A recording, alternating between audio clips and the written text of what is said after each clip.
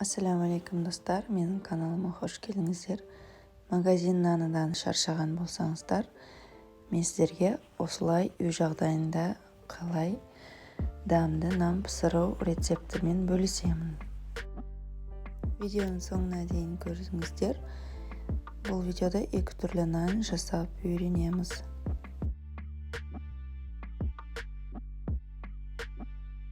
Осылай нандарымыз томпақ, әдемі болып шығады, жұмсақ, ауызды еритін болады.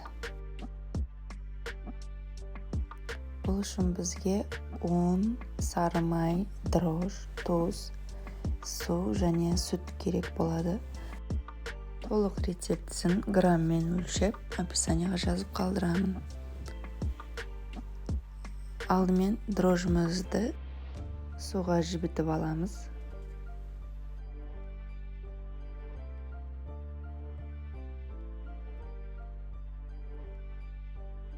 Ұнымызды ортасына ашып аламыз. Сүт, су құямыз, тұзымызды саламыз, сары майымызды саламыз. Барлығын бір араластырып аламыз. Артынан дрожжымызды саламыз. Кішкене лопатамен араластыра отырып, сосын қолмен қамыр илейтін боламыз. Дрожжевой қамыр жасағанда жылылықты жақсы көреді дрожж, сол үшін қолмен илеген дұрыс.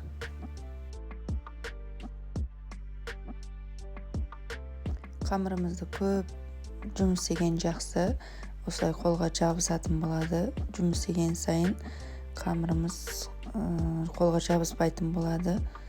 Осылай жұмсақ қамыр болғанда нандарымыз пышный болып, жұмсақ болып дайын болады. Қамырымыз ашып көтерілді. Осылай түсіріп аламыз да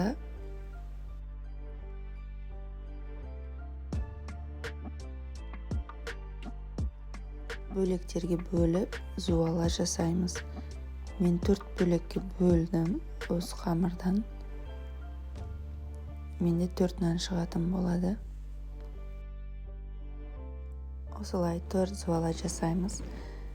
Астыңғы жағын бетіне, үстіңгі жағын астына қылып қоямыз.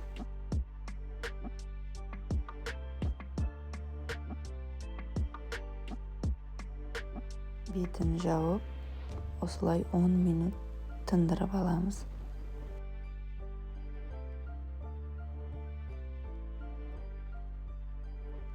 Зуалаларымыз тынды, осылай кішкене көтерілді. Екінші зуала жасағанда артыңа қойып, бірінші зуала жасағандан бастап нанды жасай береміз. Бірінші нан жасау тәсілі осылай қолымызды бір басып ашып аламыз да, ортасын қатты жаймаймыз, екі шеттерін кішкене жаямыз да ортасын баса береміз. Осы тәсілмен жасағанда нандардың екі шеті зіңгіреп, үлкен болып шығады. Ондай чекіштің болуы міндетті емес. Бұл тәсілмен нанды барлық жері ісіп кетпес үшін ортасын осылай тесіп қояды да, ісіп көтеріліп кеткенде әдемі болмай қалады. Сол үшін вилкамен де қолдануға болады. Қазір мен вилкамен жасап көрсетемін.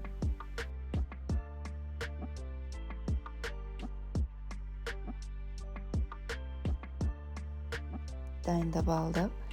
Міне осылай вилкамен гүл формасын шығарып аламыз. Екі шеттерін тесіп аламыз. Нандар көтеріліп кетпес үшін, ортасы да көтеріліп кетпес үшін осылай тесіп аламыз.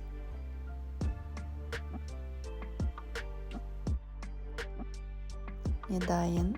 Бұл вилкамен тесіп алдық. Бұны чекішпен тесіп алдық. Лестқа саламыз. Бұл нандарымыз екі шеттері үлкен болып піседі. Екі шетін басқан жоқпыз.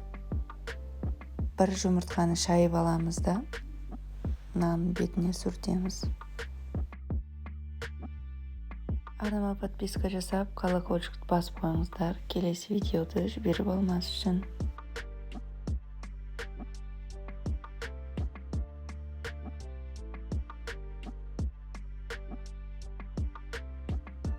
Жұмыртқамызды сүртіп алдық. Нанды бетін әрлеу үшін қара зира күнжіт араластырып аламыз да бетінен себеміз.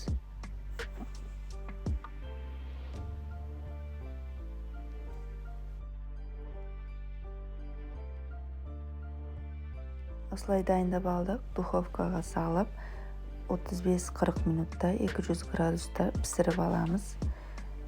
Мен екінші нанымды партияны жасап бастадым. Бұның жасалу жолы, бұның шеттерін басамыз. Ортасын көбірек ашамыз.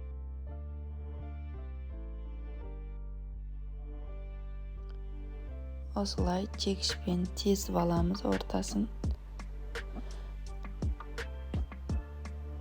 Дарымыз дайын. Листімізге салып, жұмыртқаны сүртіп аламыз.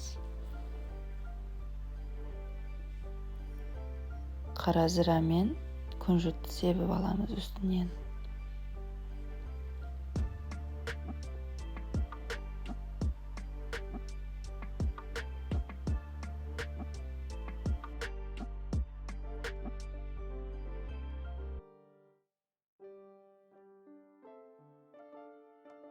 Не осылай бірінші жасаған нанымыз дайын, екі шеттері зіңкіреп, пышный болып шығады. Бутербродтарға әдемі болып келеді бұл іскен нандар.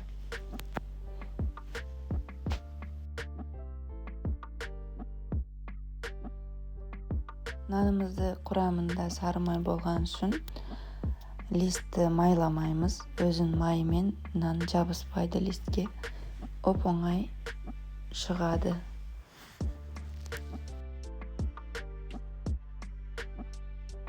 Бұл осылай екінші тәсілмен жасаған нанымыз. Осылай жалпақтау әдемі болып шығады. Ортасын көбірек басқан болатынбыз. Не осылай достар, видеоның соңына дейін көргендеріңіз үшін рахмет. Сау болыңыздар.